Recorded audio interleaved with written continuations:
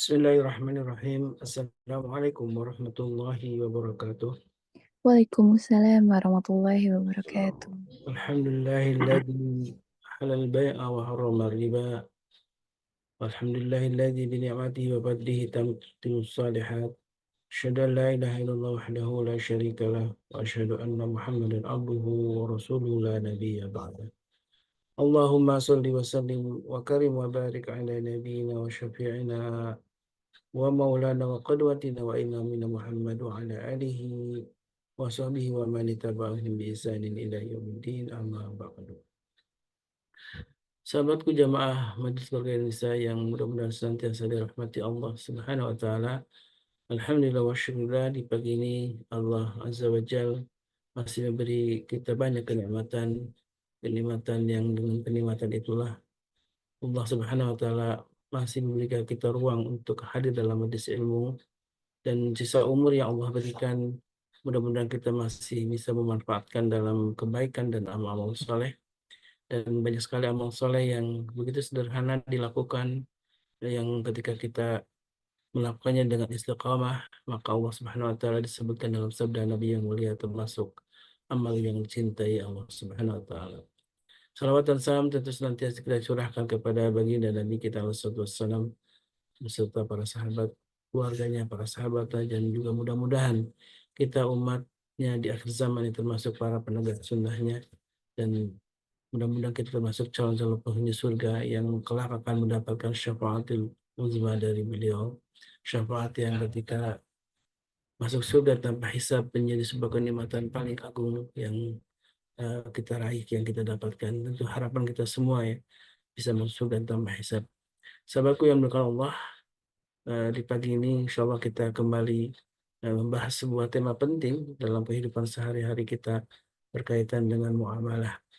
Dan jelas dalam Al-Quran Allah halalkan al-bai' jual beli dan mengharamkan riba. Dan inilah kenapa kita terus harus mengisi diri kita dengan berbagai ilmu, pengetahuan syariah yang bisa membuat kita selamat di dunia maupun di akhirat. Karena banyak sekali eh, debu-debu riba ya yang ada di sekitar kita, dan ketika kita tidak memahaminya, tentu khawatir kita akan terjebak dalam kemungkaran ya, apa, ke dalam dosa kemaksiatan. Dan tema tentang akad ini menjadi penting kita pahami karena akad yang membuat sebuah perjual beli yang halal menjadi yang awalnya tentu mubah ya menjadi halal, menjadi haram, tentu bagian dari yang harus kita pahami karena akad itu begitu penting yang mendasari sebuah perjanjian dan sebuah transaksi ya. Dan alhamdulillah guru kita sudah hadir bersama kita, dan tentu sebelum masuk kajian ada satu nasihat untuk diri saya sendiri dan juga semuanya. Mari kita manfaatkan pagi yang penuh berkah ini dengan keberkahan sedekah, keberkahan dari harta kita, karena bagian dari salah satu implementasi kajian tentang ekonomi Islam ini adalah kita begitu mencintai harta kita sehingga cinta harta ini dibawa hingga ke akhirat gitu ya. Dan itulah harta yang sesungguhnya yang kita belanjakan dalam jalan Allah, menjadi harta yang abadi yang akan kita nikmati di akhirat kelak. Dan inilah tema harta yang menjadi pembahasan setiap ahad di pekan kedua ya bersama guru kita Ustaz Ahmad Handib Hafizahullah Ta'ala. Tema tentang harta yang halal berkah ini menjadi tema-tema penting yang harus kita pahami bersama. Baik, alhamdulillah. Gimana kabarnya Ustaz Hanif? Kaifa halukum? Alhamdulillah, khair, khair, sehat. Gimana, Ustaz Khalis? Baik, sehat, alhamdulillah. Udah lama nggak berjumpa langsung ya. Kita berjumpa lewat online, Masya Allah. Iya, iya, Semoga iya. Allah berkahi semua antum dan keluarga ya. Amin, amin, sama-sama. Eh, Tema tentang akad istilahnya insya Allah ini menjadi serial yang kita bahas dalam beberapa episode sebelumnya. Kita sudah membahas tentang dasar-dasar fikih muamalah tentunya yang sudah di-share oleh guru kita. Dan ini tema penting tentang muamalah itu adalah akad itu ya. Ini pondasi Ya, ya. Karena akad inilah yang akan menjadikan buat transaksi halal ataupun haram itu ya. ya, betul. Masya Allah, tabarakallah. Silakan Ustaz, tafadhol masykurah untuk memulai kajiannya. Baik, terima kasih Ustaz Khalis. Jazakumullah khairan atas kesempatan yang diberikan. Bismillahirrahmanirrahim. Assalamualaikum warahmatullahi wabarakatuh. Waalaikumsalam warahmatullahi wabarakatuh. Alhamdulillahi rabbil alamin wa bihi nasta'in ala umur dunya waddin. Wassalatu wassalamu ala asyrafil anbiya wa mursalin wa ala alihi wa sahbihi wa man ihtada bihudahu ila yaumiddin. A'udzu billahi minasyaitonir rajim. Yarfa'illahu alladhina amanu minkum walladhina utul ilma darajat. Wa qala ya ayyuhalladzina amanu awfu bil uqud. Shadaqallahul azim. Jamaah sekalian, jamaah MKI, Majelis Keluarga Indonesia yang dirahmati Allah Subhanahu wa taala. Sekali lagi pada pagi hari ini pada subuh ya, udara yang masih segar. Sekali lagi kita bersyukur, kita panjatkan puji dan syukur kehadirat Allah Subhanahu wa taala. Kita masih diberikan suatu nikmat yang sangat berharga, nikmat yang besar, yaitu suatu kesempatan belajar, suatu kesempatan menuntut ilmu. Allah Subhanahu wa taala mengangkat derajat orang-orang yang beriman dan juga mengangkat derajat orang-orang yang berilmu. Beberapa derajat. Dalam salah satu hadis Nabi juga menyampaikan orang yang Allah inginkan atau orang yang Allah kehendaki baik maka diberikan pemahaman dalam masalah agama. Dan yang menjadi wasilah kita paham, semakin paham dalam urusan agama kita tentu adalah dengan thalabul ilmi atau dengan senantiasa belajar. Alhamdulillah sampai hari ini ya MKI masih menyediakan suatu platform bagi kita untuk saling belajar, untuk saling menuntut ilmu. Tinggal ya kitanya mudah-mudahan bisa terus istiqomah ya, bisa terus meningkat dari ke hari ke hari sehingga sampai suatu saat nanti kita bertemu dengan Allah Subhanahu wa taala dalam kondisi yang terbaik kita. Salawat dan juga salam kepada Nabi kita Nabi Muhammad sallallahu alaihi wasallam. Mudah-mudahan kita semua yang hadir di sini juga senantiasa menyampaikan salawat dan salam, ya, menumbuhkan kecintaan, menumbuhkan semangat belajar mengikuti beliau, menumbuhkan semangat meneladani ya kehidupan beliau, meneladani ajaran beliau, bahkan juga kemudian menumbuhkan keinginan kita untuk menyampaikan atau mendakwahkan suatu ajaran yang beliau tinggalkan ya, lebih dari 14 abad yang lalu, dan kelak di akhirat nanti kita sudah buktikan itu dan kita layak untuk dikumpulkan bersama beliau dan juga bersama para sahabat dan generasi terbaik dari umat ini. Amin ya rabbal alamin. Baik, jamaah MK yang dirahmati Allah, ini merupakan masih kelanjutan ya dari pembahasan kita yang merupakan bagian dari pembahasan ekonomi Islam, yang merupakan bagian dari pembahasan fikih muamalah. Di beberapa pertemuan sebelumnya kita membahas ya pengertian muamalah secara umum, kemudian juga kita sudah membahas tentang konsep harta, maka pada kesempatan ini kita akan membahas konsep akad ya.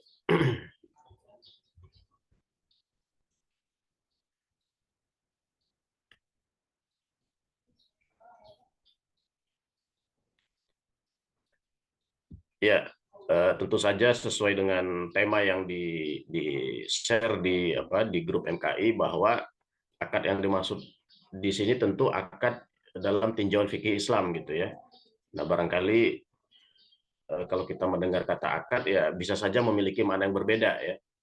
Nah, nanti kita akan lihat seperti apa sebetulnya akad di dalam konsep fikih Islam. Dan kemudian akad ini juga menjadi penting dalam muamalah ya, khususnya muamalah harta.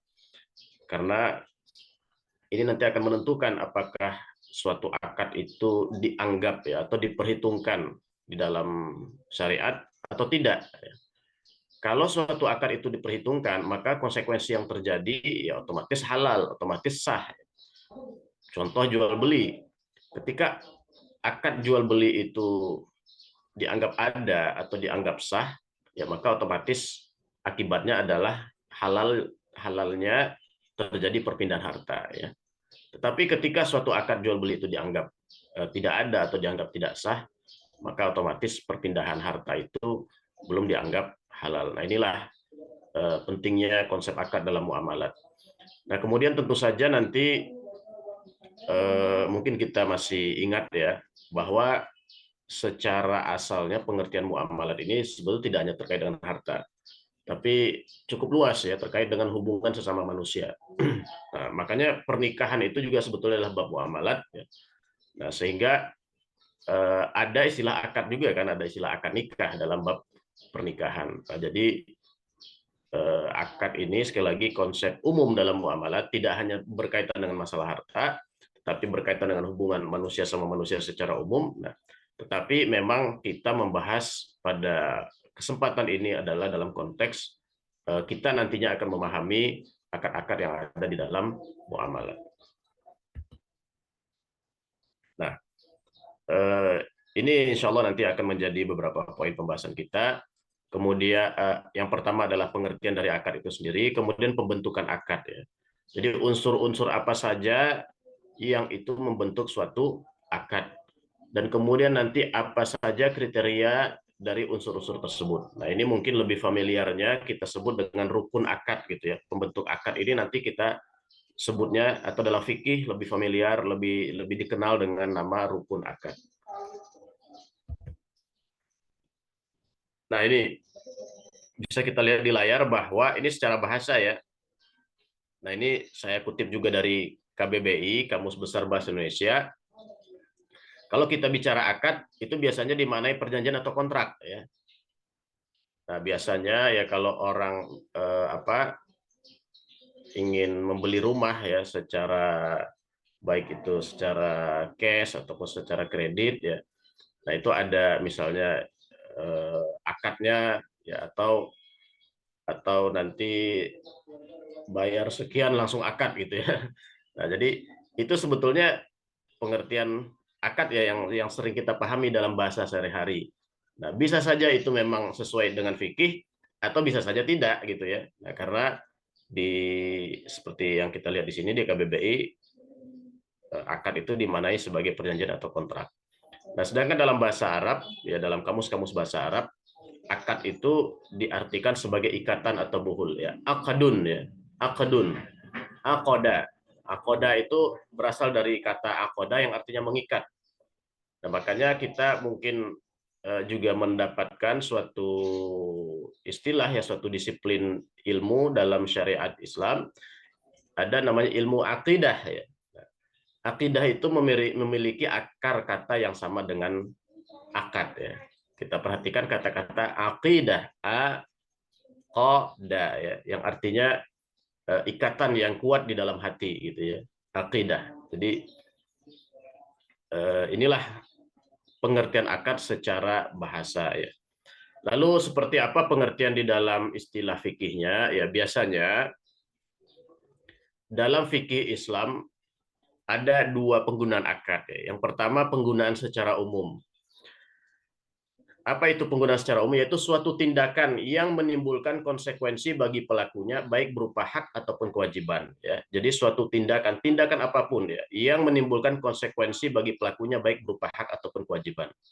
Misalnya wakaf, ya, atau talak,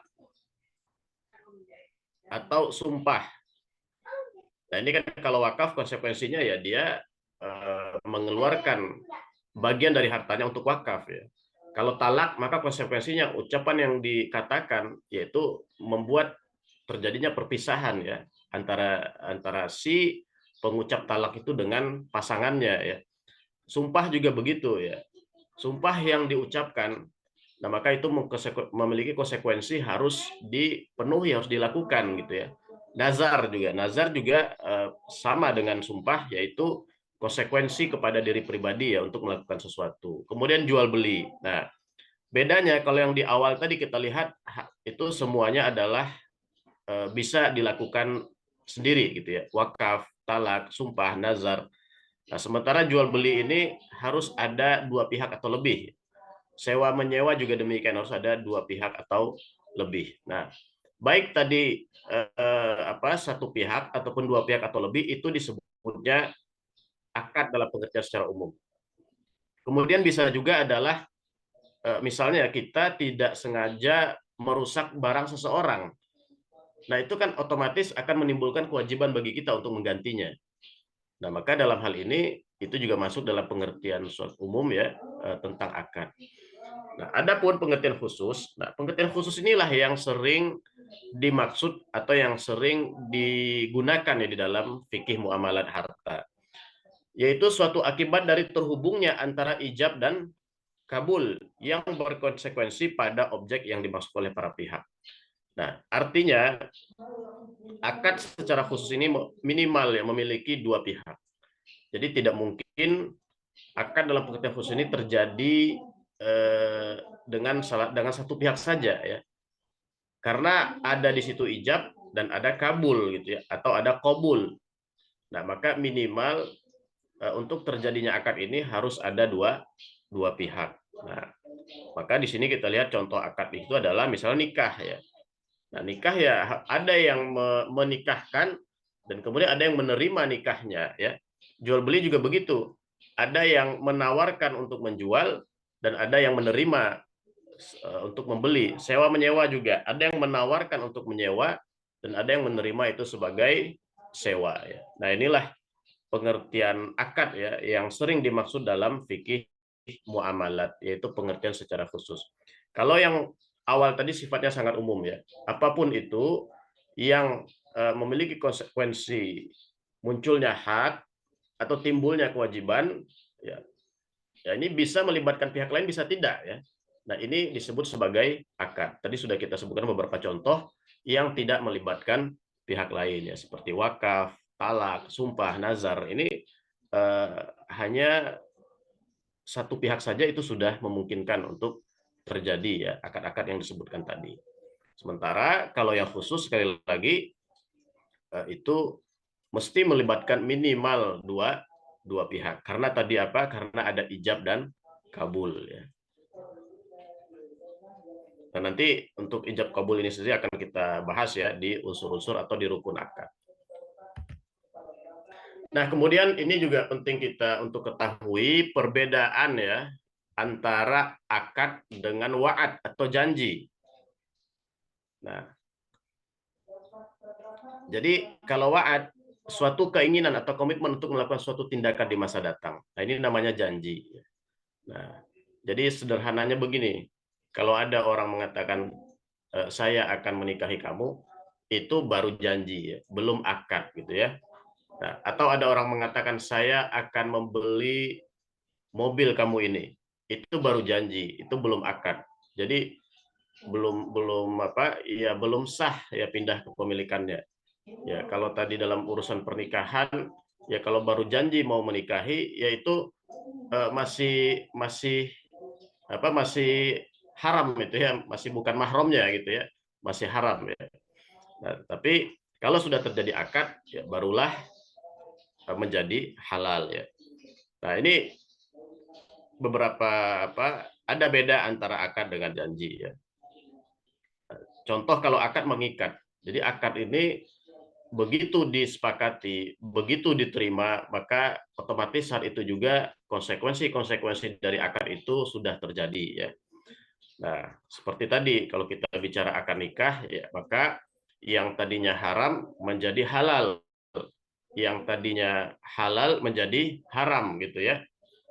Nah, yang tadinya sekali lagi yang tadinya haram ya misalnya berduaan ya itu kan haram kalau bukan mahram ya menjadi halal ya, tinggal serumah bahkan kemudian menjadi halal ya, dan juga sekaligus yang tadinya halal menjadi haram ya, misalnya contoh ya yang tadinya kita dengan mertua itu kan tidak ada hubungan apa-apa ya, artinya bukan mahram, halal sebetulnya kalau kita menikah juga ya dengan calon mertua, tetapi begitu kita nikahin anaknya maka itu menjadi haram ya, menjadi mahram bagi kita gitu. Itu contoh-contoh konsekuensi dari akad. Dalam jual beli juga seperti itu.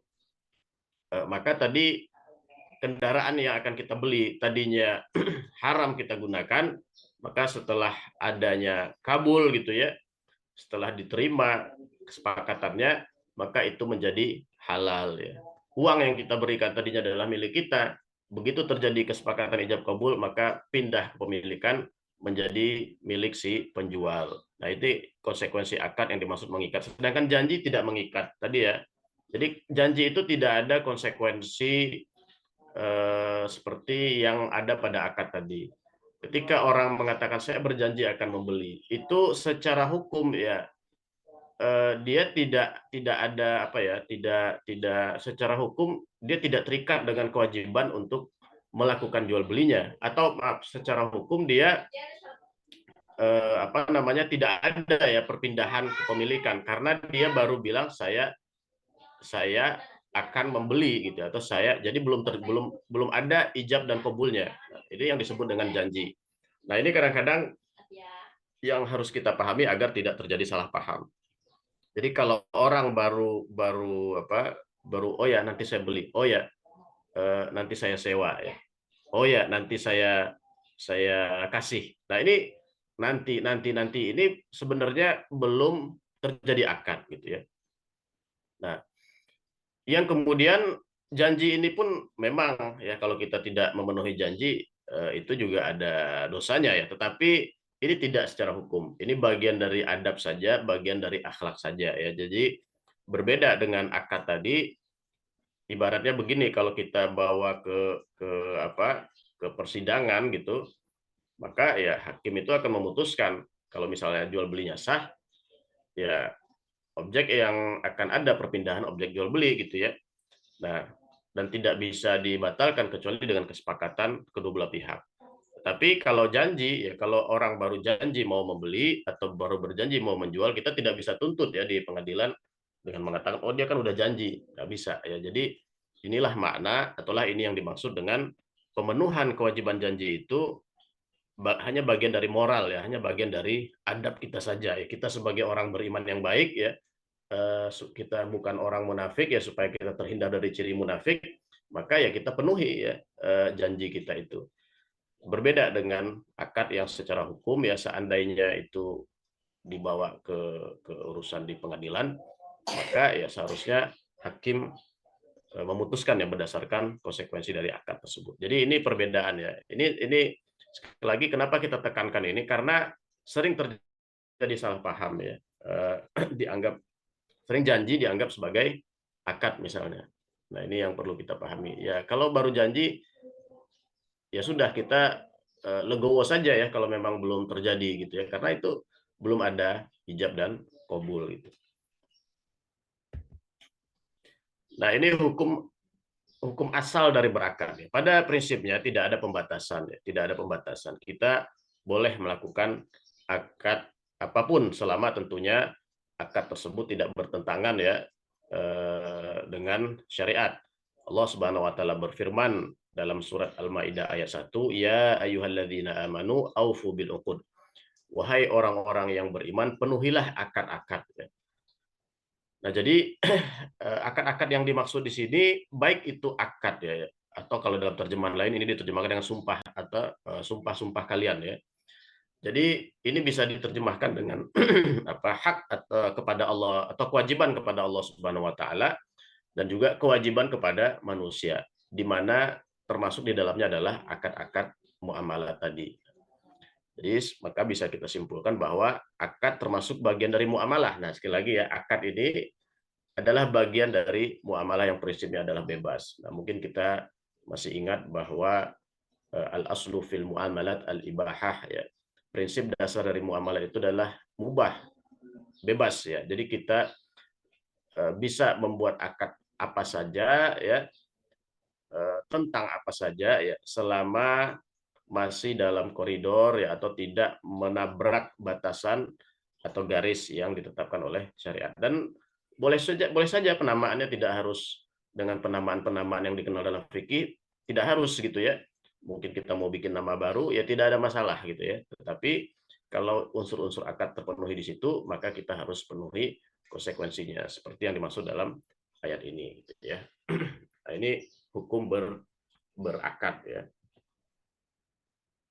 Jadi sekali lagi tidak terbatas pada apa yang ada dalam fikih. Tapi memang subhanallah ya, para ulama kita itu luar biasa. Di kitab-kitab fikih klasik atau di kitab-kitab kuning itu ya agak sulit kita kalau kita buat akad baru hari ini, agak sulit kita menemukan tidak ada padanannya ya, atau tidak ada substansinya dalam pembahasan-pembahasan ulama dahulu gitu ya. Jadi kadang-kadang kalau kita mengatakan meskipun kita membuat akad baru yang tidak ada di dalam kitab-kitab fikih, ya itu kadang-kadang hanya berupa teori saja gitu ya. Karena pada prakteknya tadi subhanallah ya, begitu produktifnya dan begitu luar biasanya karya-karya ulama kita dahulu, sangat jarang ya kita akan temukan suatu praktek akad yang baru yang tidak ada substansinya atau tidak ada penjelasannya ya di kitab-kitab fikih terdahulu. Nah, ini kita masuk ke pembahasan yang selanjutnya, yaitu pembentukan akad. Nah, ada dua unsur secara umum ya. Ada dua unsur. Yang pertama rukun akad. Yang kedua syarat akad ya. Nah, perbedaan rukun dan syarat secara sekilas adalah rukun ini unsur yang ada pada sesuatu ya. Contoh kalau kita sholat itu, maka yang dianggap rukun sholat adalah sesuatu yang dihitung dari mulai awal kita sholat, yaitu niat, sampai kita selesai sholat, yaitu salam gitu ya. Nah, semua yang harus dipenuhi yang menjadi bagian dari sholat, yaitu adalah rukun gitu ya. Tapi syarat itu ada di luar sholat, tapi juga harus dipenuhi sebelum kita masuk ke dalam sholat. Ya, misalnya kita menutup aurat ya, kalau dalam sholat, atau kita menghadap ke kiblat ya, atau kita bersuci, berwudu ya, atau bersuci, tempat sholat kita harus bersih dari najis, pakaian kita harus bersih dari najis. Nah, ini kan sebetulnya unsur yang ada dalam perbuatan sholat itu sendiri ya. Nah, inilah yang disebut dengan syarat. Jadi itu perbedaan antara rukun dan syarat.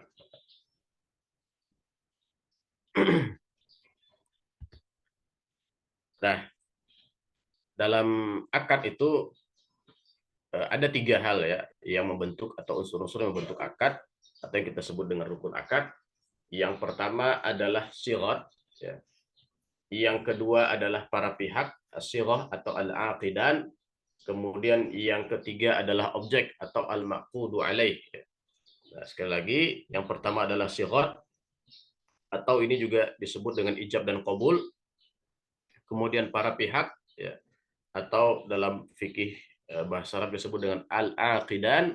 Kemudian objek ya, atau al-maqqudu alaih. Nah, jadi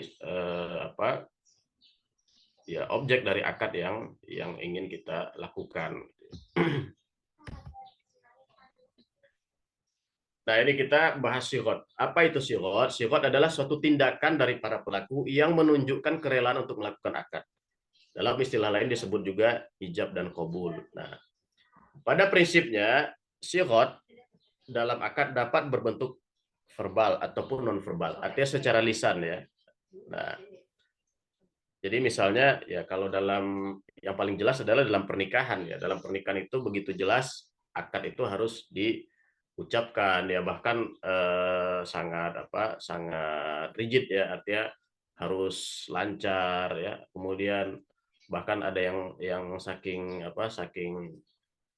ketatnya itu harus satu napas dan sebagainya ya. Itu sebetulnya dalam rangka agar maksud yang dituangkan dalam kata-kata tersebut jelas ya, tidak menimbulkan penafsiran yang lain, dan betul-betul diucapkan dengan suatu kesadaran ya.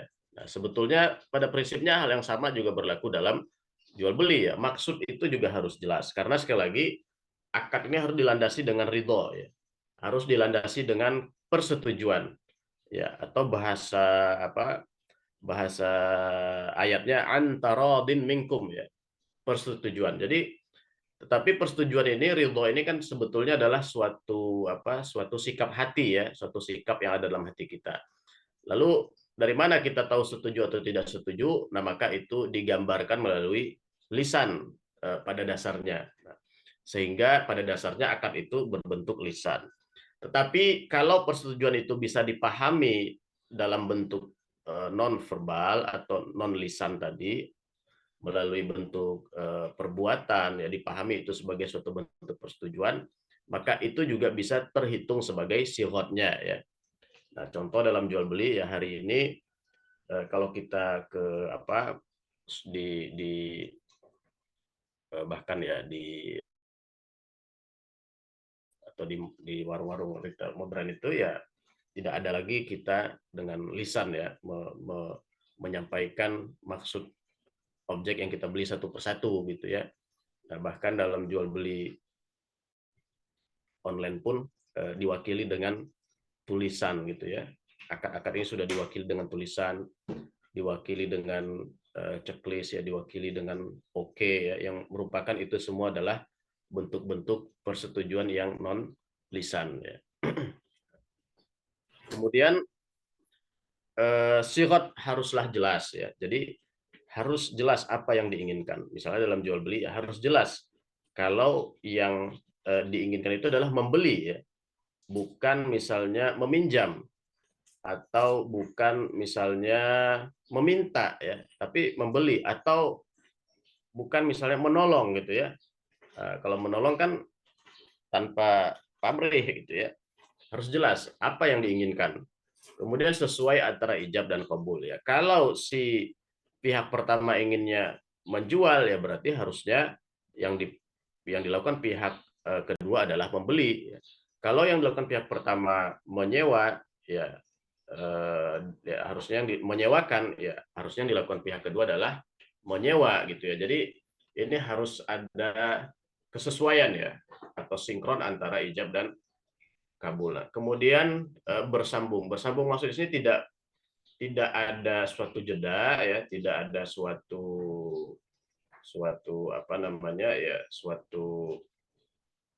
suatu sela ya yang kemudian membuat bisa saja orang yang melakukan ijab tadi sudah berubah artinya dia tidak lagi menginginkan hal tersebut. Nah, sementara di satu sisi pihak yang kabul setuju padahal pihak yang ijabnya sudah tidak setuju. Nah, jangan sampai kemudian ada perubahan, artinya sampai ada jeda yang kemudian jeda itu membuat ada perubahan sikap dari para pihak. Nah, ini yang dimaksud dengan bersambung dalam sighot ya. Kalau dalam misalnya akad nikah ini kan ini cukup jelas bentuknya, misalnya disuruh langsung ya, harus langsung gitu kan. Jangan diam, kalau diam wah dianggap nanti dipertanyakan ya, tidak sah atau segala macam ya. Itu sebetulnya sekali lagi adalah bentuk kehati-hatian saja gitu.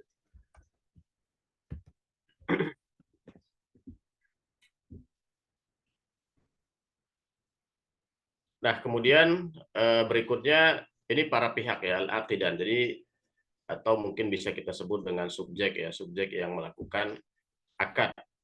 Nah, subjek ini ada dua ketentuan. Yang pertama kecakapan ya, al-ahliyah. Kemudian yang kedua kewenangan atau wilayah ya. Artinya para pihak ini harus orang yang memang layak ya untuk melakukan, atau orang yang cakap ya, atau orang yang memenuhi syarat untuk dia melakukan tersebut dari sisi pribadinya ya.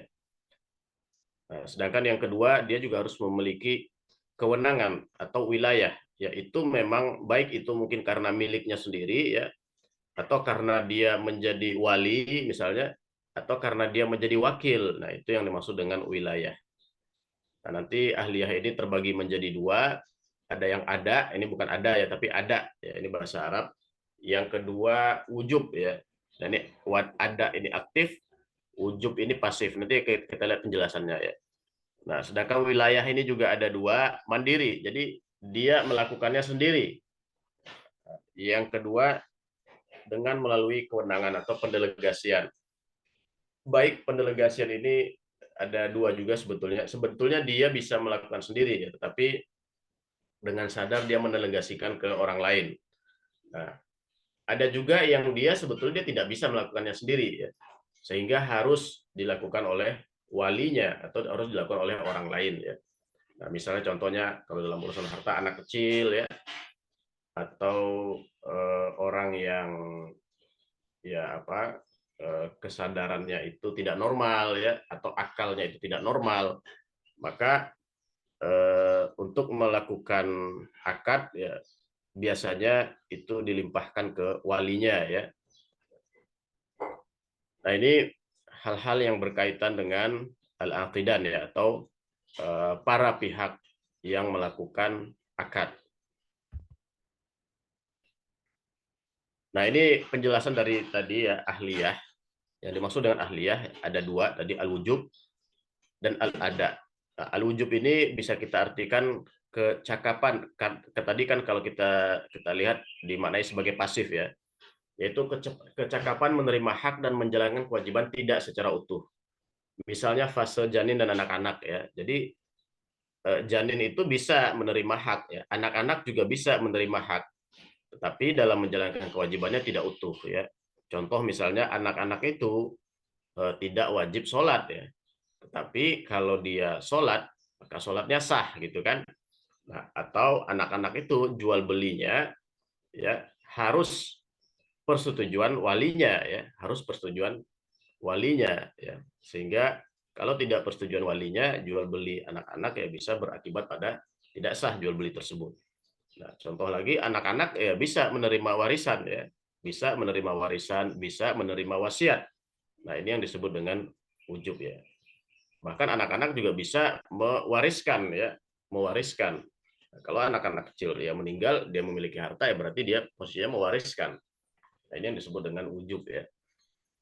Kemudian al-ada. Nah, al-ada kecakapan menerima hak dan menjalankan kewajiban secara utuh ya. Ini fase tamyiz dan fase baligh yang normal. Artinya ya tadi sholat pun sudah wajib ya.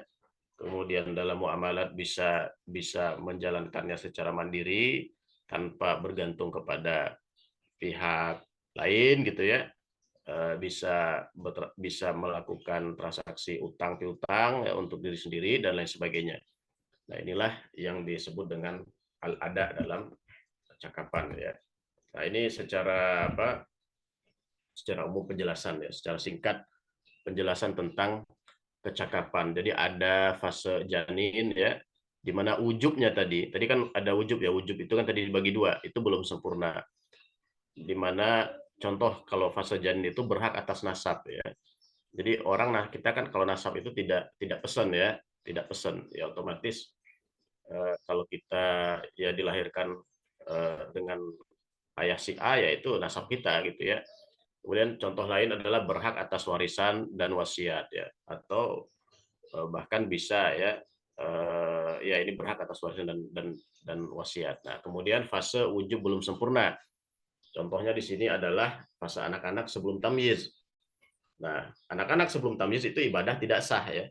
Kalau sholat tidak sah, tidak sah. Artinya dia belum memenuhi secara akal, belum memenuhi ya untuk dia sholat, karena sementara sholat itu kaitannya dengan akal ya, salah satu syarat orang yang sholat wajib orang sholat itu adalah berakal gitu ya. Nah, kemudian muamalah juga harus melalui wali ya, harus melalui wali. Nah, seperti tadi ya kalau melakukan transaksi jual atau transaksi beli ya, itu harus melalui wali. Nah, kemudian ada masuk fase ada ya. Ada ini belum sempurna, contohnya anak-anak pada fase di sini misalnya ibadah tidak wajib tetapi sah ya. Kalau sholat sah, kalau umroh sah, ya. Kalau haji sah ya. Ya makanya kalau kemarin sempat rame-rame haji 2 bulan sudah haji, yaitu berarti masih masuknya dalam fase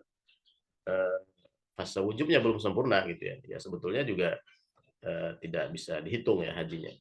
Kemudian muamalah. Nah, muamalah untuk fase anak-anak itu juga ya walaupun dia tamyiz ya itu masih melalui wali juga ya, masih melalui wali.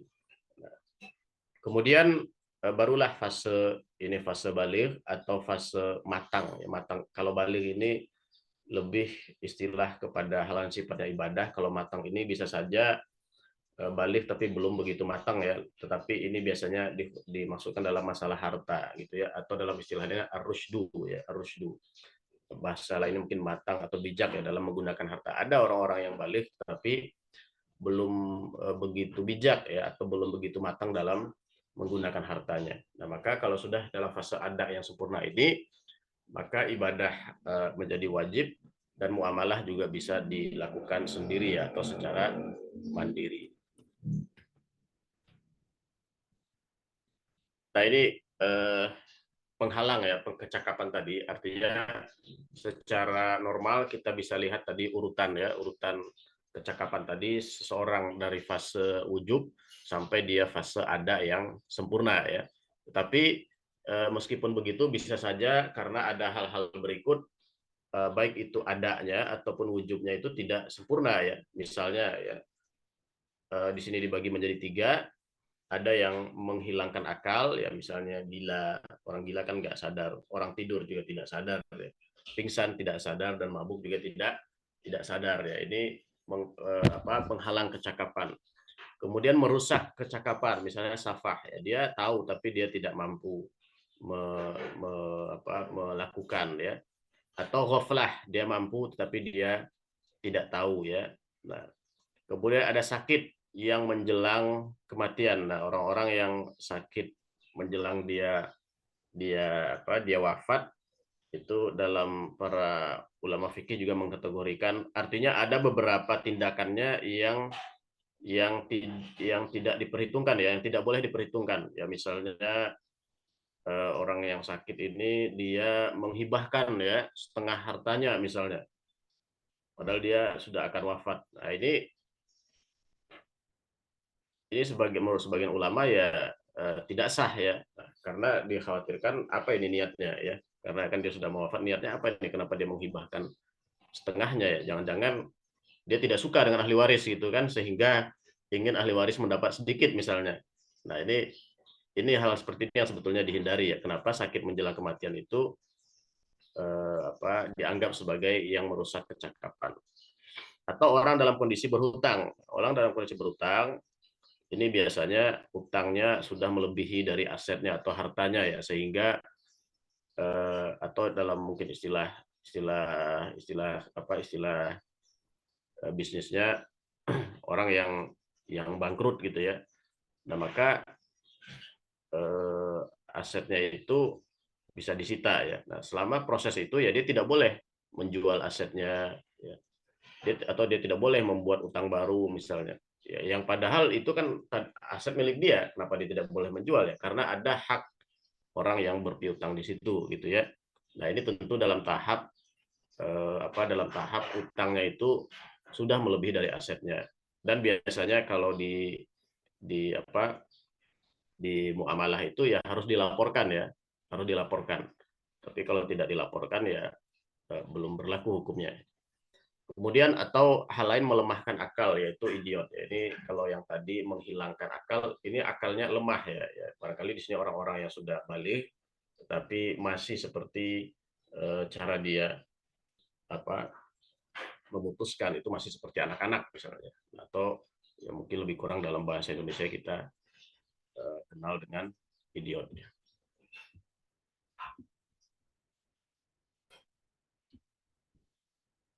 Ya, ini masih ada pembahasan tentang ini ya, masih ada beberapa pembahasan. Tapi tentang nanti ada pembahasan tentang objek akad itu sendiri ya. Nah, dan juga komitmen atau insya Allah tidak terlalu banyak ya, kita tuntaskan saja sebentar.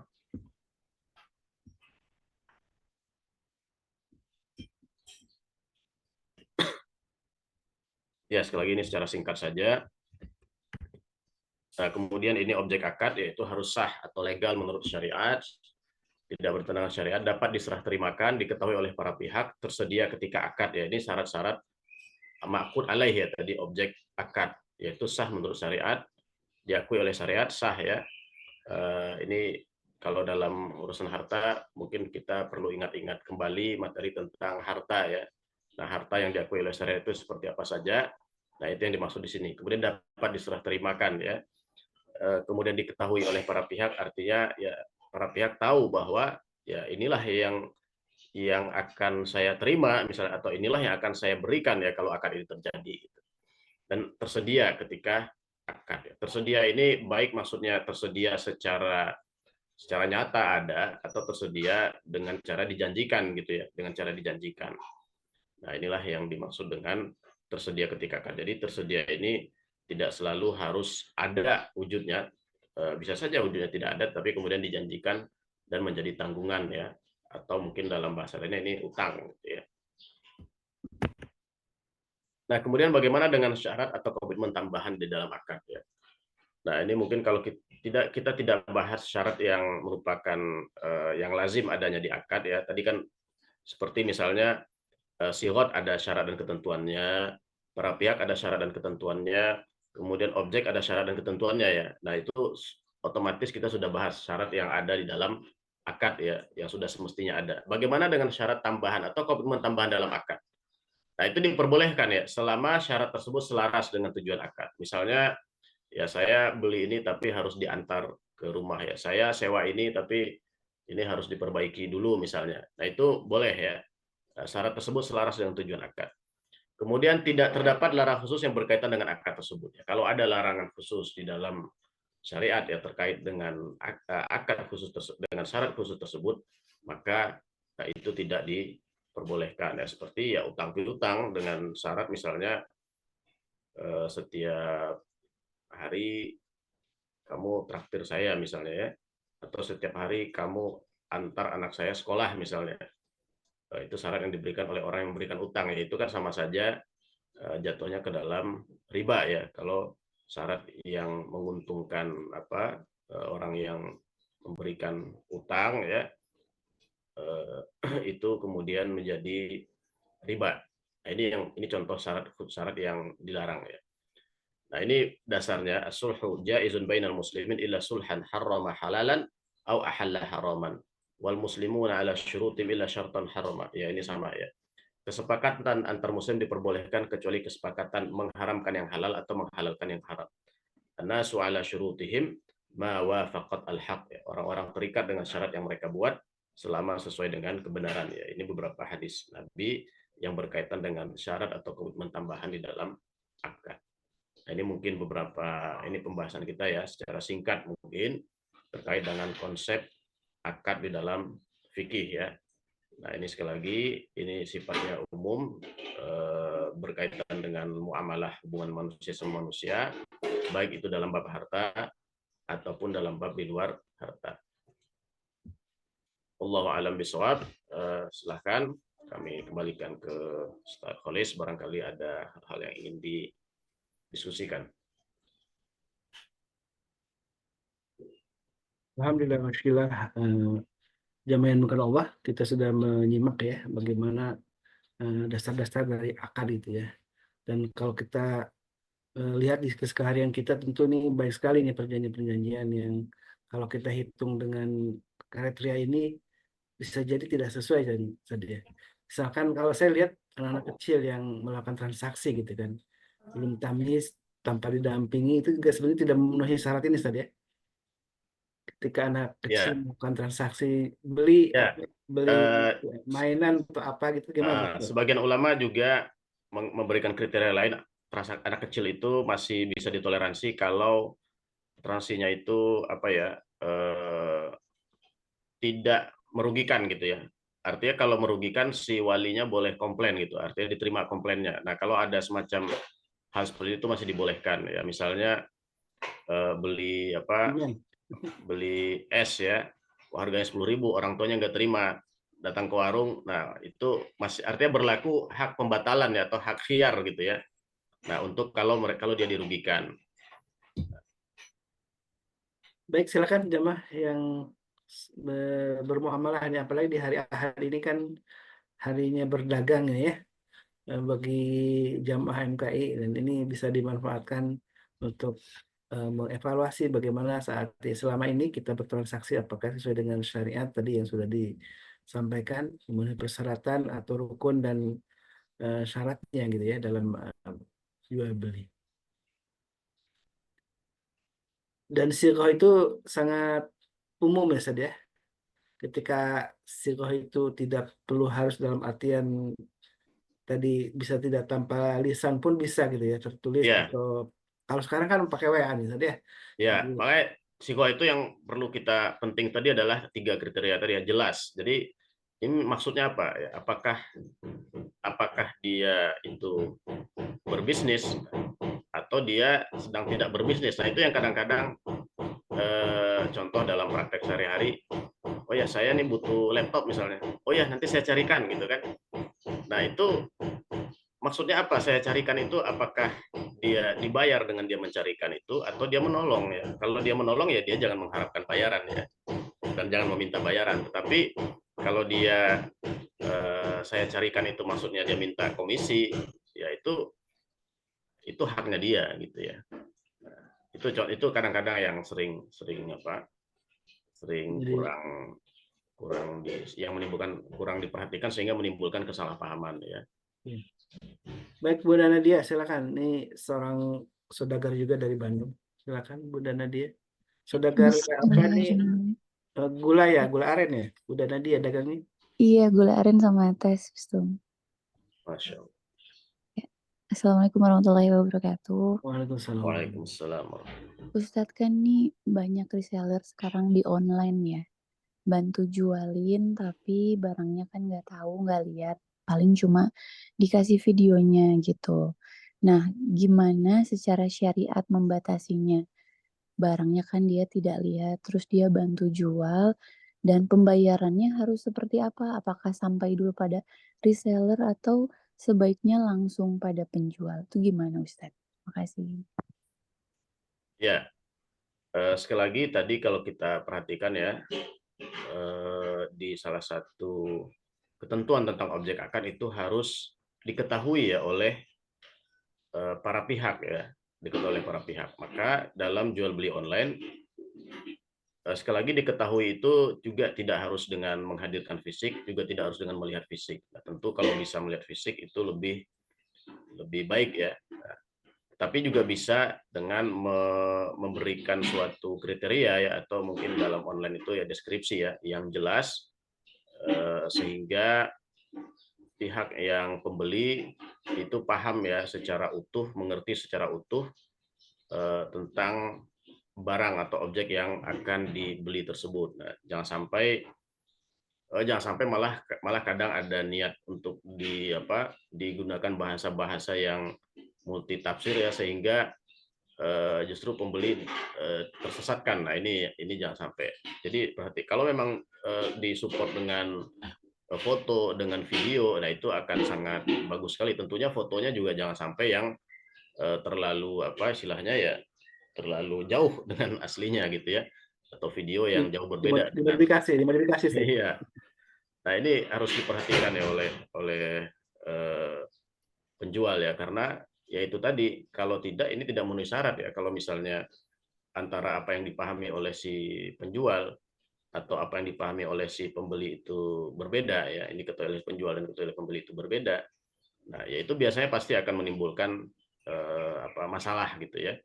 Nah, itu yang pertama ya masalah. Jadi tidak harus dengan disaksikan langsung itu bisa ya. Jadi online itu saja yang perlu diperhatikan, bahwa ya kita betul-betul niat menjual ya. Kita menjual itu kan sebenarnya kita juga niatkan ya kita memberikan manfaat ya kepada orang lain, ya saling bertukar manfaat ya. Kita tidak ingin menzolimi orang lain kan. Nah, seperti kita tidak ingin mendapatkan istilahnya barang yang zong gitu kan, orang lain juga tidak mau seperti itu gitu ya. Nah, itu yang pertama. Jadi tinggal nanti kan teknisnya ya, seperti apa kita harus menjelaskan sehingga apa yang kita jual ini tidak disalahpahami melalui tadi ya deskripsi, foto ataupun video gitu. Kemudian berikutnya adalah masalah pembayaran ya. Nah, sebenarnya juga kalau saya perhatikan praktek yang ada di online ini sudah sebetulnya gini ya, begitu terjadi akad ya, kemudian terjadi pembayaran, itu sudah terjadi jual beli ya. Nah, jadi memang jual beli itu kan terjadinya ketika barang sudah normalnya ya, barang sudah atau bisa juga tanpa barang diterima atau uang diserah terimakan. Artinya ketika kalau di online itu misal sudah terjadi oke gitu ya, ini kan online mungkin juga ada beberapa ya, ada melalui platform, ada langsung ya dengan antara penjual dan pembeli gitu. Nah, jadi sebetulnya ketika kalau untuk barang-barang yang tidak bisa dihadirkan ya, ketika sudah oke, sudah setuju, itu sebetulnya sudah terjadi jual belinya ya, sudah terjadi. Kan tinggal proses pemindahan haknya, baik itu pemindahan uangnya ataupun kemudian pemindahan barangnya ya. Jadi sebetulnya ketika sudah terjadi oke, itu sudah terjadi ijab dan kabul. Nah, ya kalau untuk masalah pemindahan uang atau pemindahan barangnya ini kan tinggal masalah eh, teknis saja ya, tinggal masalah teknis saja. Nah, kalau di platform-platform yang e-commerce itu kan sudah biasanya tidak langsung gitu ya. Biasanya itu ditahan dulu oleh pihak e-commerce-nya kan. Nah, tapi kalau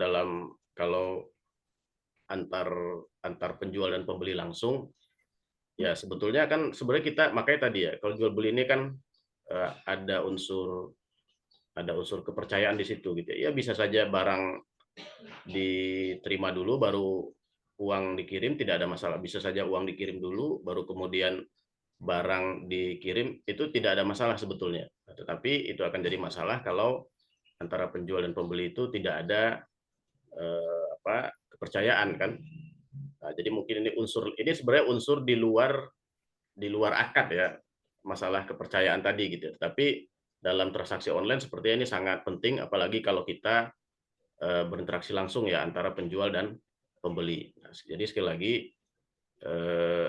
kalau untuk sahnya ya bisa bisa tadi bisa. Jadi ketika sudah terjadi oke ya, itu sudah terjadi sebetulnya. Nah, tinggal masalah pemindahan saja gitu ya. Nah, nanti untuk istilahnya untuk konstruksi akadnya seperti apa, yaitu dua-duanya bisa kita jelaskan ya, tetapi mungkin agak teknis ya, bisa nanti dalam bentuk salam misalnya, atau bisa bisa saja itu istisna, atau bisa saja itu jual beli utang gitu ya. Nah, termasuk dengan tadi apakah menggunakan reseller atau tidak ya. Kalau menggunakan reseller ya berarti tinggal sistemnya, apakah kita ke penjual penyedia barangnya itu kita sebagai wakil atau sebagai wakil yang berhak atas komisi ya, atau kita sebagai pembeli juga ya yang kemudian barangnya kita jual lagi gitu. Ya itu bisa dijelaskan semua, tinggal kita lihat nanti apa konsekuensinya gitu ya. Tetapi pada prinsipnya kalau dalam jual beli online yang lebih banyak diantisipasi adalah tadi ya, masalah kepercayaan yang itu sebetulnya ada di luar bagian dari akad gitu ya. Artinya sah saja ketika uang itu disampaikan ke reseller gitu ya. Artinya Sah ya. Ya kan, tetap sah, halal sah. gitu ya. Ya, yang penting kan posisinya ya istilahnya memang apalagi sudah disetujui ya oleh si Penjual ya. penjual gitu ya. Baik, sudah jelas Bunda Nadia ya. Jadi masalah transfer uang bisa ke langsung resellernya ataupun ke pemilik barang, si penjual langsung ya, produsennya katakanlah begitu ya. Itu dua-duanya bisa dengan tergantung perjanjian antara si eh, reseller sama si produsennya gitu Ustaz ya. Mm. Gimana Bunda? Baik Ustadz, jazakallahu khairan. Ya, mungkin sedikit tambahan ya. Nanti bedanya kan kalau reseller itu kan berarti kita hanya sebagai menjualkan barang milik orang lain gitu ya. Nah, artinya Ya, tanggung jawab kerusakan barang, tanggung jawab barang tersebut sampai ada pada pihak penjual aslinya gitu ya. Nah, tetapi kalau kita posisinya membeli barang tersebut ya, kemudian kita jualkan, berarti tanggung jawab ada di kita ya, karena kita pemiliknya, bukan lagi pemilik yang sebelumnya. Nah, ini mungkin yang perlu, artinya perbedaan antara mungkin dropship atau reseller ya. Jadi perbedaan konsekuensi ini yang perlu diperhatikan. konsekuensi itunya ya, kerusakan gitu ya Ustaz ya. Iya, konsekuensi dari perbedaan akadnya ya. Perbedaan. Baik, silakan ada yang masih ingin bertanya, para pedagang nih, para saudagar yang sudah hadir di Zoom ini. Kalau saya tertarik soal tamyiz tadi, Ustaz ya. Tamyiz itu kalau dari sisi usia, kira-kira berapa, Ustaz ya? Yang katakanlah anak kecil boleh melakukan sebuah transaksi ketika sudah tamyiz gitu ya. Ya, kalau tamyiz ini mengacunya memang ke tidak hanya ada dalam muamalat ya, tamyiz ini juga digunakan di dalam bab-bab ibadah, misalnya dalam sholat. Makanya fase tamyiz itu tadi kalau kita lihat anak-anak itu ibadahnya sah ya kalau dia sudah dalam fase tamyiz. Nah, artinya dia sudah bisa menggunakan akalnya untuk standar minimal yang dibutuhkan ya untuk keabsahan sholat misalnya. Nah, biasanya para ulama memberikan kriteria yang umum, misalnya tamyiz itu dia bisa membedakan antara kanan dan kiri misalnya gitu ya. Nah, tapi nanti tamyiz ini sebetulnya adalah kalau kita lihat lagi itu disesuaikan dengan kebutuhan masing-masing. Misalnya dalam bab ibadah, ya dia disebut tamyiz kalau dia sudah bisa berwudu gitu ya. Kalau dia sudah mengerti gerakan sholat, dia sudah paham berdiri itu seperti ini, ruku itu seperti ini, sujud itu seperti ini gitu ya. Nah, artinya dia sudah memiliki pemahaman dan kesadaran terhadap apa yang dilakukan. Itulah tamyiz. Nah, kalau dalam bab sholat misalnya kita lihat Nabi sudah memerintahkan anak itu agar diperintahkan sholat dalam usia 7 tahun. Nah, artinya ini bisa digunakan sebagai kriteria untuk fase tamyiz itu ya. Jadi para orang tua pun ya diupayakan menyiapkan anaknya, karena kan ternyata tamyiz ini kalau kita lihat tidak otomatis juga ya usia 7 tahun itu sudah seperti itu gitu ya. Nah, maka penting di sini bagi orang tua ya untuk menyiapkan anak sehingga dalam usia 7 tahun itu sudah berada dalam fase tamyiz. Jadi sekali lagi, tapi apakah ini suatu kriteria yang sangat sangat baku seperti itu? Tentu tidak gitu ya. Nah, makanya bisa saja anak-anak tertentu lebih cepat gitu ya, bisa saja anak-anak tertentu lebih lambat. Begitupun dalam bab muamalat. Mungkin kita juga sebagai orang tua ya perlu melatih ya, perlu mendidik anak ini dalam bab muamalat sehingga kita bisa paham bahwa mereka ini sudah ada dalam fase tamyiz. Ya, sehingga mereka bisa diberi tanggung jawab misalnya untuk jual beli yang skalanya remeh ya, skalanya kecil. Yang kita pun misalnya tidak mempermasalahkan ya kalau ada istilahnya ya, kalau rugi mungkin, atau kalau katakanlah dia tidak sesuai misalnya ya. Jadi itu juga sebagian ulama menyatakan seperti itu, berpendapat bahwa ya untuk hal-hal yang sifatnya remeh ya anak-anak itu masih diperbolehkan. Yang biasanya kita kalau kita rugi di situ kita tidak komplain gitu kan. Nah, Ya. jadi seperti itu. Tapi kalau kita lihat intinya memang kembali kepada wali, ya, karena apakah ridho ya dengan transaksi tersebut atau tidak, atau mungkin kalaupun terlanjur terjadi transaksi kemudian dirugikan, ya harus ada khiyar ya, harus ada opsi untuk membatalkan di situ. Nah itu jadi memang secara umum memang anak-anak belum memenuhi kriteria ya untuk melakukan transaksi sendiri, tetapi dalam hal-hal tertentu masih diberikan toleransi gitu. Contoh hal yang tadi kita bahas. Baik, jelas ya, mudah-mudahan ini pemahaman kita yang punya anak kecil-kecil kemudian dilatih, udah diberi kewajiban atau bukan kewajiban, perintah gitu, misalnya orang tua untuk membeli sesuatu di warung gitu kan, itu yang Ya. itu sepanjang tadi tetap sah, sepanjang tetap nilainya tidak terlalu besar gitu karena tidak ada Ya. merugikan. Silakan yang lain, masih ada yang ingin ditanyakan, diperjelas kembali tentang bab akad ini. Dan akad ini yang menjadikan, ada pertanyaan dari Bu Fauzana tentang jual beli secara hutang, Ustaz. Gimana, Ustaz?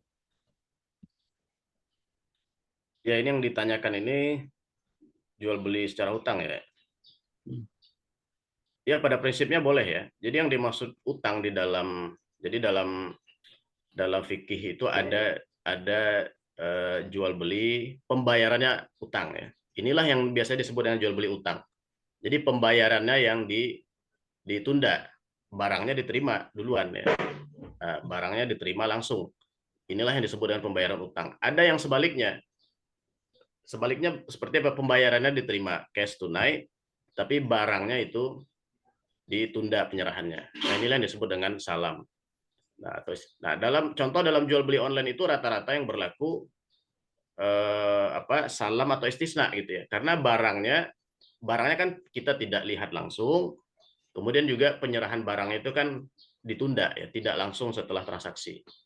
Nah, itu sebetulnya lebih tepat disebut dengan jual beli salam atau istisna gitu ya. Pre-order kalau dalam bahasa kita yang saja. Pre-order Ya, gitu ya. ya baik itu pre-order ataupun bisa saja barang, kalau pre-order bisa saja barangnya itu masih dalam proses ya. Bisa saja barang itu sudah ada, tapi tidak nyata di hadapan kita gitu. Nah, jadi semua yang barangnya itu tidak nyata di hadapan kita tidak lihat langsung, kita tidak pegang, tidak bisa kita sentuh, itu masuk kriteria salam atau istisna gitu. Nah, maka kalau sudah kriteria salam dan istisna berlaku seperti tadi, ya harus jelas ya, deskripsi harus jelas dan lain sebagainya sehingga tidak menimbulkan kesalahpahaman. Ya sekali lagi kalau uangnya yang diserahkannya tunda ya berarti ini jual beli utang biasa ya. Nah, dan tentu biasanya harus jelas waktunya ya. Harus jelas waktunya dan kemudian ketika waktunya sudah tiba ya harus kemudian dibayarkan ya. Ya dia menjadi utang ya, menjadi utang beneran gitu. Tadinya adalah utang karena pembelian barang menjadi utang akad utang piutang, berpindah menjadi akad utang piutang. Dan harga bisa dinaikkan gitu dengan apakah termasuk riba, Ustaz? Misalkan Ya, kalau cash sekian, kalau dengan dihutang gitu ya bisa lebih mahal gitu, itu masih dibolehkan, Ustaz? ya dibolehkan, masih dalam fikih masih diperbolehkan ya, masih diperbolehkan. Karena itu kan sebetulnya kan transaksi yang berbeda ya, transaksi yang berbeda. Artinya sama saja dengan kita menjual kepada dua orang yang berbeda dengan harga yang berbeda boleh gitu ya. Nah, yang penting ya si pembeli itu mengetahui di harga mana yang kemudian disepakati. Itu yang penting. Jadi di harga mana yang kemudian itu terjadi kesepakatan, itu yang paling penting gitu ya. Baik, masih ada yang ditanyakan Bu Fauzana tadi sudah jelas? Masih, Ustaz. Gini, Ustaz, kalau misalnya di bumbu itu kan dia harganya nggak tentu gitu ya, Ustaz ya. Kadang pagi beda harganya, ntar malam beda lagi gitu loh, Ustaz. Jadi kan kalau misalnya orang sistem utang itu kalau misalnya pagi harganya murah gitu kan, terus diutang, totalnya malam harganya udah naik, gimana tuh, Ustaz?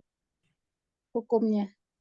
Kan kita tetap bayarnya sesuai harga yang perjanjian awal yang murah ya. Iya, betul. Jadi ya hutang itu ya di mana terjadi kesepakatan gitu ya. Maka itulah pentingnya tadi antarodin ya, kesepakatan di titik harga mana terjadi kesepakatan ya itulah yang menjadi tanggungan, itulah yang menjadi hutang ya. Bukan ketika harga itu misalnya berubah di lain waktu, bukan itu ya yang menjadi utang kita. Malah kalau ada syarat seperti itu ya itu tidak sesuai gitu ya. Misalnya si pembeli mensyaratkan nanti kalau harganya segini kamu bayarnya segini ya. Nah, itu justru tidak sesuai gitu ya. Berarti tetap sah ya, Ustaz ya? Ya, tetap sah sesuai dengan di mana terjadi kesepakatan harga, ya disitulah sejumlah itulah utangnya gitu. Dan juga sebetulnya yang harus kita pahami ya pembayaran dalam bentuk apa gitu ya. Kalau kesepakatan dalam bentuk rupiah misalnya, ya sebetulnya utangnya itu adalah dalam bentuk rupiah ya. Tidak boleh tiba-tiba misalnya si penjualnya ganti aja nih bayar dengan dolar misalnya atau bayar dengan emas misalnya, nggak bisa. Itu harus kesepakatan ulang lagi gitu ya. Jadi kesepakatan awal itu tetap berlaku selama tidak ada kesepakatan baru gitu. Kalau dia sistemnya gini, kan misalnya ada bon lama gitu, bayar dulu bon lama baru ambil barang lagi, nanti utang lagi gitu loh, Ustaz, sambung nyambung begitu utang. Iya, berarti utang yang baru itu bukan di harga yang lama, jadi kesepakatan baru lagi ya sesuai dengan bon yang baru lagi gitu, seperti itu. Gitu ya. Iya, nah ini memang harus diperhatikan ya. Ya juga biasa kadang jual beli seperti itu. Ya bayarnya itu sesuai dengan bon yang lama, berarti bayar utang yang lama ya. Maka itu harus jelas. Apakah misalnya ketika dia bayar, ini mungkin langganan biasanya ya. Apakah ketika dia bayar ke situ, apakah dia membayar bon lama? Harus dipastikan. Atau dia bon lama masih terutang, ini dia jual beli cash untuk yang baru gitu kan? Karena nanti akan beda. Nah makanya itu penting tadi jelas ya, harus jelas. Jadi kesepakatannya itu di titik mana? Maka kalau itu misalnya dia sepakati, oh ini membayar bon yang sebelumnya, berarti ini utang baru ya kan? Atau oh enggak, ini saya bayar, yang bon baru, yang bon lama itu nanti aja saya bayarnya. Nah, ini kan harus ada kejelasan. Tapi biasanya kalau sudah langganan, biasanya sudah sama-sama paham ya, artinya si penjual dan pembeli paham bahwa setiap pembayaran itu akan dihitung sebagai pembayaran bon hutang yang lama ya, walaupun tanpa, kalau sudah memang sama-sama paham, walaupun tanpa akad secara lisan itu juga masih diperbolehkan. Ya. Tapi sebaiknya untuk menghindari kesalahpahaman ya tetap harus perlu ditegaskan gitu ya. Dan pedagang tidak bisa membatalkan saja dengan adanya upaya, ada realitas kenaikan harga di, katakanlah dia terjadi transaksi, cuman si pembeli itu mengatakan saya ambil barangnya bulan depan gitu kan. Misalkan biasanya di bangunan di saat dia tetap beli ada barang akad gitu ya, sudah ada pembelian, Iya, kemudian dia beli nanti ambilnya karena saya baru bangun 3 bulan lagi, iya, nanti saya ambil 3 bulan lagi barangnya ya. Ternyata iya, setelah 3 bulan ternyata pasir naik gitu ya, ada kenaikan harga gitu kan. Itu iya, kita itu tidak boleh ya membatalkan. nggak boleh ya, itu ya harus dengan kesepakatan ya. Jadi itu Hmm, bedanya jual beli itu, ketika sudah terjadi mengikat kedua belah pihak tidak bisa dibatalkan sepihak gitu ya. Nah, jadi begitupun dengan kasus yang tadi ya, ketika ada harga naik ya, atau mungkin bisa saja harga turun gitu ya. Jadi pembeli hmm, juga nggak boleh minta di apa ya, kecuali diskon. sekali lagi dengan kesepakatan gitu ya. Tawar menawar kan boleh dengan kesepakatan, tetapi sekali lagi harus dengan persetujuan dan kesepakatan.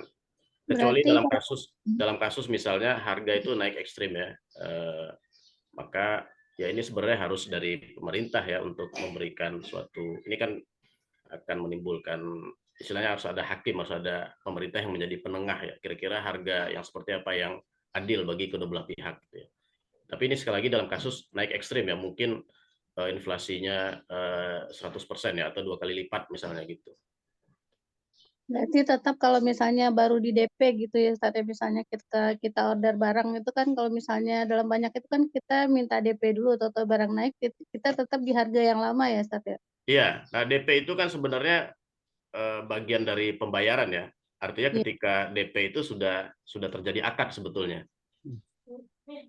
Nah, Harus jadi Berarti tertulis ya, supaya tidak terjadi disput ya, terjadi percekcokan, harus ada tertulis ya, baiknya ya. ya tentu kalau biasanya, tapi sekali lagi tidak disyaratkan ya. Tetapi memang untuk menghindari hal-hal yang seperti tadi ya sebaiknya memang tertulis. Tapi pada prinsipnya begitu terjadi akad itu sudah terjadi kan ke perpindahan hak. Apalagi kalau sudah ada pembayaran ya itu sudah apa istilahnya ya, sudah sesuai dengan harga yang disepakati harusnya gitu ya. baik, Ustaz. Baik, Jazakallah, Ustaz. alhamdulillah, wasyukurlah, jazakallah khairan Ustaz atas ilmu pencerahannya untuk kita nih para pedagang ini. Mudah-mudahan Allah mudahkan kita untuk berniaga ya, karena ini bagian juga dari syariat Ustaz ya. Berdagang bagian dari Betul. syariat, dan kalau kita lihat para salafus saleh itu para pedagang juga ya. Abdurrahman bin Auf, Utsman bin Affan, bahkan sekelas para ulama ahli hadis pun ya, semacam Abu Hanifah itu adalah seorang saudagar Ustaz ya. Abu Ya, Hanifah adalah betul. seorang saudagar kaya yang luar biasa gitu ya. Dia ahli ilmu tapi juga seorang yang sangat kaya. Jadi eh, mudah-mudahan ini bagian dari upaya kita untuk memberikan pemahaman tentang bagaimana berniaga sesuai dengan syariat Islam. Ini oke, ini ada testimoni dari Ibu Zahra di Pekanbaru. Pernah kejadian katanya sudah di DP, pas pelunasan malah dinaikkan dengan alasan harga barang naik. Itu tidak boleh saja. Iya, Tetap harus dari ya, awal harga betul. yang sesuai dengan kesepakatan Ya, awal. ini sekali lagi pentingnya sama-sama belajar ya. Jadi di kita Hmm, itu kan banyak orang jual beli itu ya belajar dengan apa, learning by doing gitu ya. Padahal belum tentu apa yang di doing itu sesuai dengan syariat gitu ya. syariat. Iya. Masya Allah. Dan jangan lupa ya, selalu Ya, dari ini harga yang kita. kan ini jadi masalah, pembelinya paham, penjualnya nggak paham gitu ya, atau penjualnya paham, pembelinya nggak paham kan gitu. Iya, Kalau sama-sama paham enak. iya. Makanya Umar bin Khattab sempat ini ya memberikan ultimatum ya, Iya, ketika memahami fikih iya, betul. fikih fikih muamalah ini, jangan sampai Iya, berdagang di pasar kami gitu kan ya. Itu betul. menjadi sebuah penegasan dari kita bahwa berniaga itu harus ada ilmunya, gitu kan? Bukan hanya ilmu tentang bagaimana ngejual sebanyak-banyaknya, tapi juga tentang panduan syariat yang menjadikan harta yang kita miliki ini dalam jual beli ini menjadi harta yang halal. Dan jangan lupakan bahwa harta yang kita dapatkan dari jual beli ini menjadi ada hak untuk juga tadi disebutkan menjadi ada zakatnya yang tentu harus diperhatikan ya, Ustaz ya. Zakat Iya. harta, zakat berniagaan itu menjadi bagian penting juga yang harus kita kedepankan. Jangan sampai harta yang kita miliki telah beruntung besar, kemudian lupa untuk berbagi dengan untuk berzakat, karena itulah bagian untuk membersihkan harta kita. Jazakallah khair Ustaz atas ilmunya, dan mudah-mudahan kita masih Ya, dipertemukan Allah dalam kajian fikih muamalat di bulan depan ya. Masih lama, tapi ya tentu insya kita masih ada waktu untuk terus buka-buka buku gitu ya, memahami. Dan kalau ada pertanyaan boleh saja di grup, tetap dibuka ya. Kalau ada pertanyaan nih, Iya, apalagi silakan. sambil menunggu bulan depan kajian lagi, Iya, iya. itu Ustadz Hanif karena juga ada di grup sebelumnya, tadi beliau silent reader ya. Jadi membuka peluang kalau ada jamaah yang ingin bertanya langsung ke beliau, silakan di chat langsung di grup, dan mudah-mudahan nanti pertanyaan dan penjelasannya bisa di-share juga, sehingga kita bisa sama belajar ya apa yang seharusnya kita ketahui dalam fikih muamalah ini. Baik, mari kita tutup dengan sebelum doa kafaratul majlis, tentu kembali mengingatkan, insya Allah kita akan menyelenggarakan sebuah kegiatan khitan massal ya di tanggal 14 September. Untuk kita memohon dukungan dari semuanya, ada yang jadi panitia untuk kegiatan ini. Alhamdulillah kita butuh bantuan dari semua jamaah dan juga sedekah yang diamanahkan kepada kami untuk kegiatan ini, mudah-mudahan jadi pahala yang berlipat untuk kita semua, dan ini bagian dari upaya kita untuk membersihkan harta kita dan mendukung kegiatan sosial yang insya Allah akan terus berbalik menjadi sebuah kebaikan untuk kita, keberkahan untuk kita dan keluarga kita. Nah, kita tutup dengan doa kafaratul majlis. Subhanakallahumma wa bihamdika asyhadu an la ilaha illa anta astaghfiruka wa atubu ilaik. Assalamualaikum warahmatullahi wabarakatuh. Waalaikumsalam warahmatullahi wabarakatuh. Waalaikumsalam.